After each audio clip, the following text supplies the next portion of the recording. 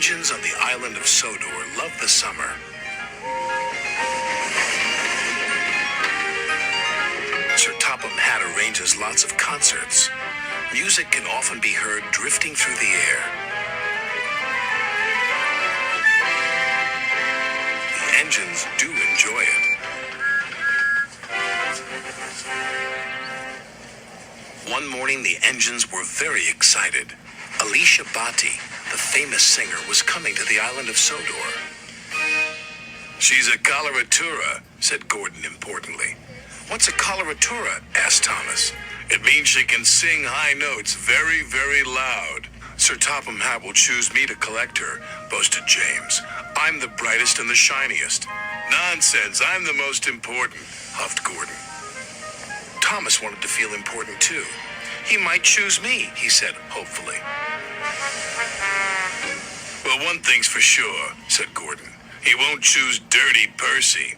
"Don't call me Dirty Percy," he chuffed crossly, and he wheeshed away. But the next day, Sir Topham Hatt didn't choose Gordon, and he didn't choose James. He chose Thomas. "Make sure Annie and Clarabel are squeaky clean," he said. "Yes, sir," said Thomas proudly. He felt very important indeed.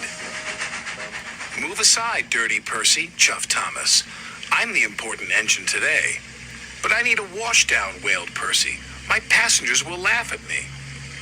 "But I have to be squeaky clean," huffed Thomas. "So you'll just have to wait." "I can't wait," grumped Percy. "I'm a guaranteed connection," and he chuffed away.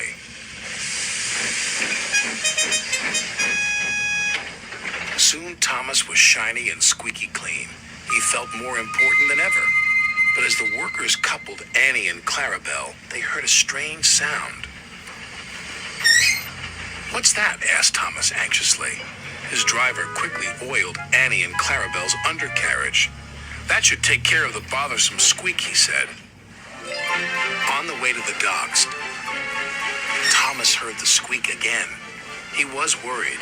It didn't sound like his squeaky clean squeak.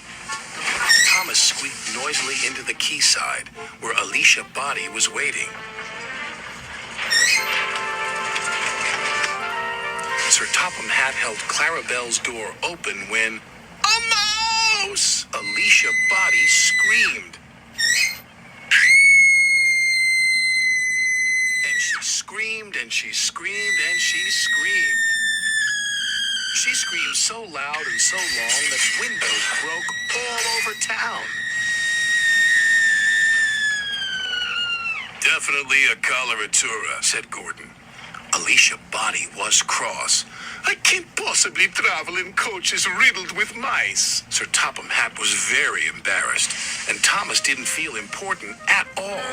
Just then, Percy returned from his guaranteed connection.